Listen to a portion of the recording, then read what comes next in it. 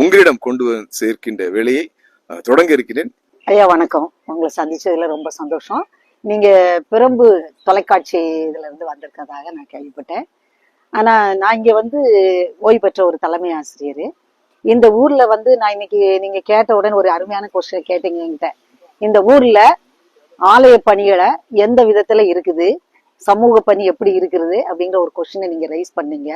ஏன்னா கட்டாயமா ஒரு ஆசிரியரா நான் இந்த இடத்துல இந்த கருத்தை பதிவு பண்ண விரும்புறேன்.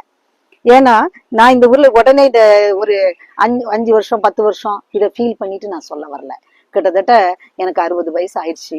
இந்த நேரத்துல எத்தனையோ ஊழியங்காரங்களையும் எத்தனையோ ஆயர்களையும் நான் சந்திச்ச பிறகு எந்த ஊர்ல ஒரு மாற்றத்தை உணர்ந்த ஒரு ஆயர்னு சொன்னா அது ஐயா மனோகர் ஐயா தான். ஏன்னா இவங்களை பத்தி எத்தனை பேருக்கு தெரியுமோ தெரியாதோ, நான் பொதுவா வீட்டை விட்டு வெளியே வர மாட்டேன். ஞாயிற்றுக்கிழமை ஆலயத்துக்கு போற ஒரு ஆள் தான். ஆனாலும் என்னுடைய அரசு பணிக்கு நிமித்தமா நான் ஓடிட்டே இருந்த ஒரு ஆளு. ஆனா முதலாக என்னுடைய மகனுக்காக நான் சண்டே கிளாஸ்க்கு போனேன். அங்க உள்ள மாற்றத்தை நான் பார்த்தேன்.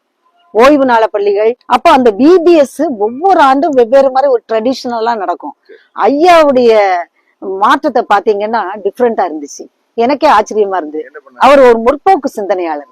ஏன்னா ஒரு இடத்துல எதை எப்படி கொண்டு போகணும், கால மாற்றத்துக்கு ஏற்ப அதை அப்படி மாற்றமா எடுத்தாரு பாருங்க. வெளியே இருந்து ஆட்களை வர வச்சு என்டையர்லி டிஃப்ரெண்ட். ஒரு நிமிஷம் கூட அந்த டைம் ஷெட்யூல் ஆட்டும் அவரும் அவருடைய ஒய்ஃபும் அப்படியே பக்காவா எதிர்கால சந்ததியை எப்படி வழி நடத்தணுமோ அப்படி வழி நடத்தினாங்க.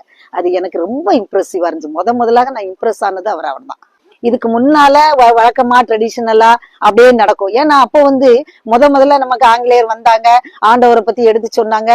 அதுல நம்ம எல்லாத்தையுமே இப்ப லேர்ன் பண்ணிட்டோம். நிறைய விஷயங்களை நம்ம கடந்து வந்துட்டோம். இப்ப கடந்து வந்த பிறகு இன்னைக்கு உள்ள சில்ட்ரன்ஸுக்கு என்ன அப்டேட் வேணும் அப்படிங்கிறதுலயும் அவங்களுக்கு எப்படி வழி நடத்தணுங்கிற விஷயத்திலயும் ஐயா ரொம்ப ஒரு சின்ன கவனச்சிதறல் கூட அதுல இருக்க விட மாட்டாரு. டைம் ஷெட்யூல் ரொம்ப கீப் அப் பண்ணுவாரு.